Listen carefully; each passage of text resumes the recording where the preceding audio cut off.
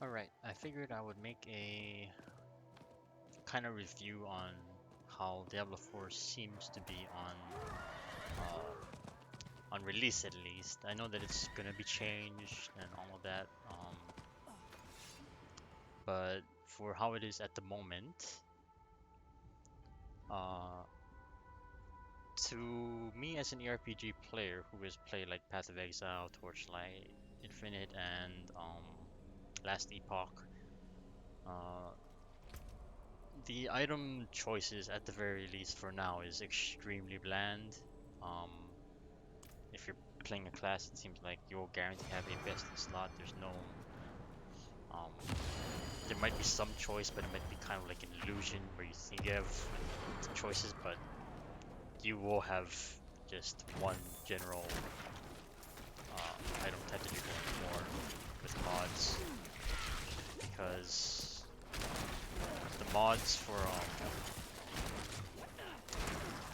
the current gear is uh, I think part of it is resistances being too horrible, so you kind of don't even have that as an option if you're trying to optimize your build.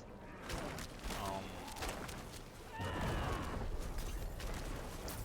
Other than that, um, I guess knowing your offenses is the only other big thing. Knowing what scales your damage properly. Um, but overall, as long as you have that knowledge, I feel like the main thing for if you're having an issue with this game, it's not knowing things about your build. Whereas for builds in other games, it's more of a choice between whether you want to scale a certain aspect of the game, such as Path of Exile. There's things like how dots work differently compared to other things. There's things such as in Torchlight Infinite, there's now the spell burst, which is completely different, and you have a way to scale that as well. Um, but for this game, there is currently just flat number boosts to damage types or from distance, from close. That's about the only like variable that you can go for in terms of a build. Um, but in the end, you still want both because some monsters will attack from afar, some only from close, so you kind of need both anyway. Uh, Another thing I guess would be the no map overlay. Kind of horrible right now.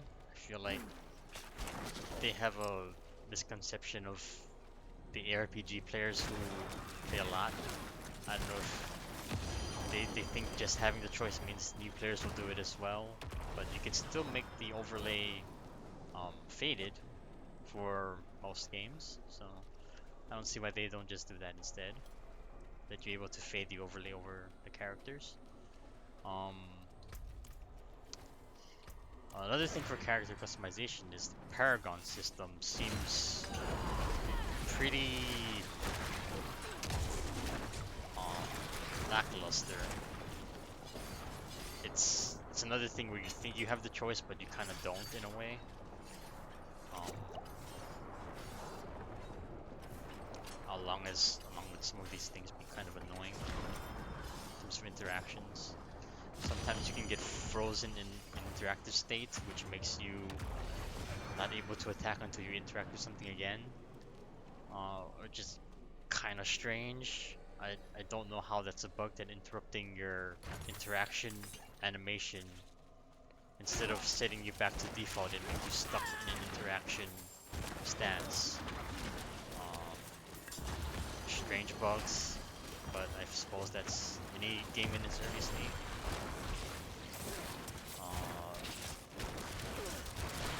One thing for endgame pushing that seems to be kind of bad is it seems like items don't actually get stronger for the ceiling of items, at least from what I've seen. Um, so if you find something in the lower tiers, you might not be able to replace it at all, ever, even if you push in higher tiers. So it seems like the average power level of items in higher tiers are higher. So like, for example, in a tier 53 dungeon, I'm getting much more ancestrals than I would if I were in a, say, tier 21 dungeon, even though they can drop ancestrals. They will drop much less. Um, but at the same time, my weapon I have not replaced since level 76, so I've not replaced it in 10 levels, and in that time I've gone up somewhere around 20 tiers, 20 to 25 tiers since then, and the fact that I've not been able to replace my weapon since then is pretty bad, and I should not have done that, but I wanted to try it anyway to see if I can tank it. Not tanked it in this tier yet. It's fine. Uh, that's another thing that's in this game. If you're playing softcore, uh, it's not punishing at all, other than the potential of losing all of your portals, all 4 portals, I guess, in World Tier 4.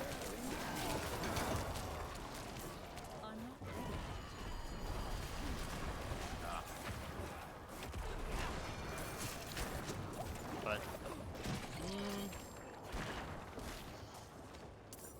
I'd say this game, for as it is as its release, if you're someone who plays a lot of RPGs, it's gonna be an okay experience.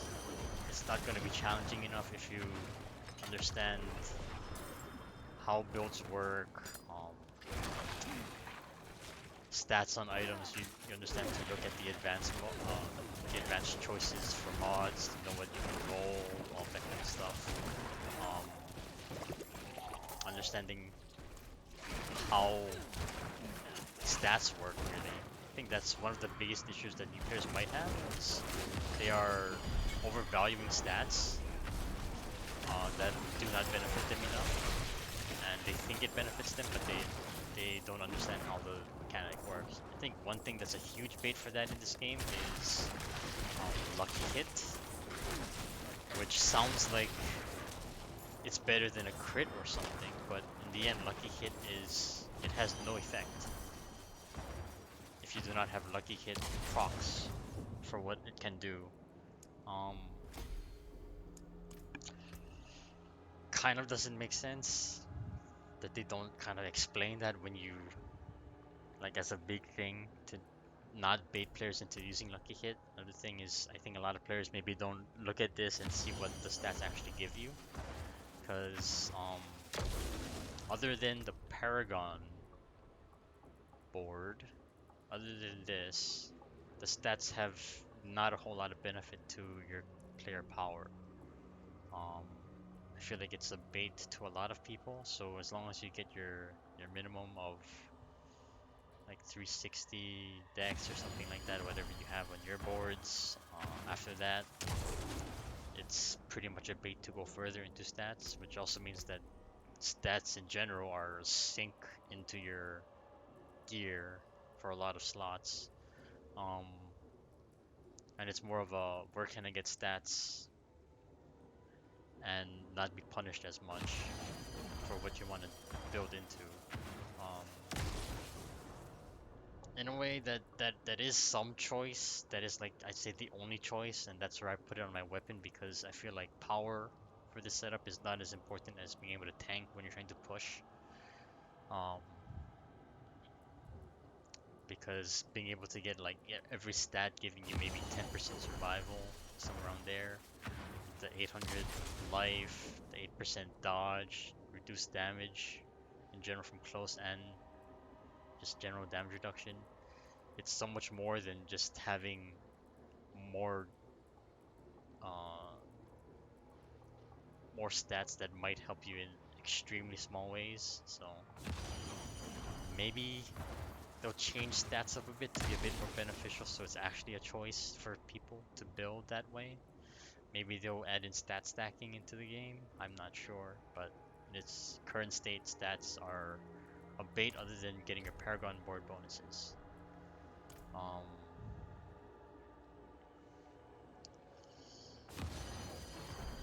the resists are another bait, and for some reason they made resist in this game give you half of what it normally does on top of that.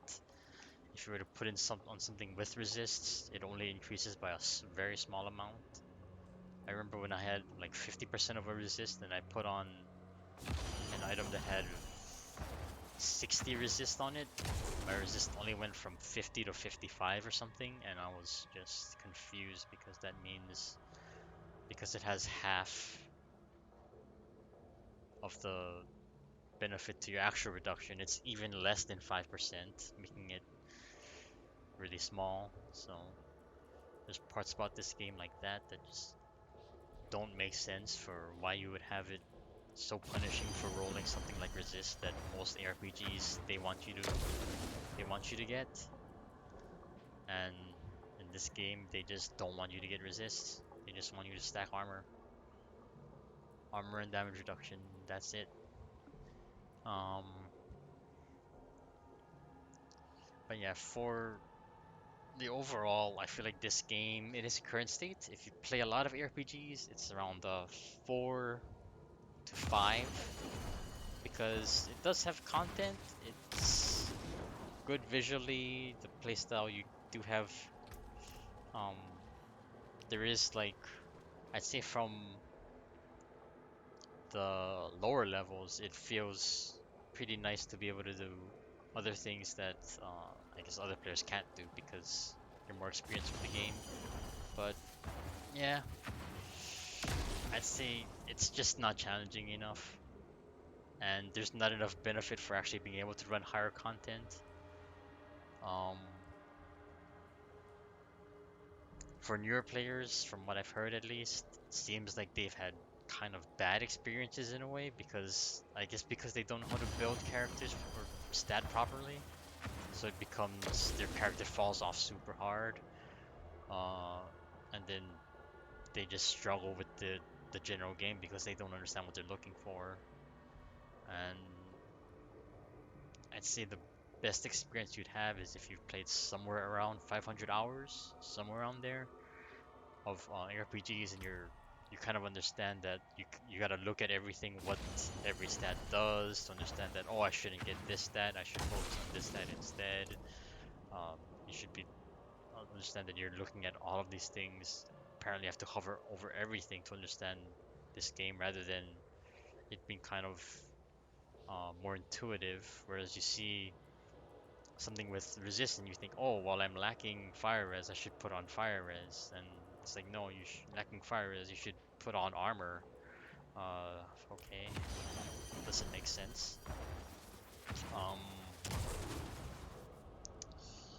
so yeah, if you're in that mid player range, I'd say Diablo 4 is actually a pretty good game for you, somewhere around 500 hours or so of playing ARPGs.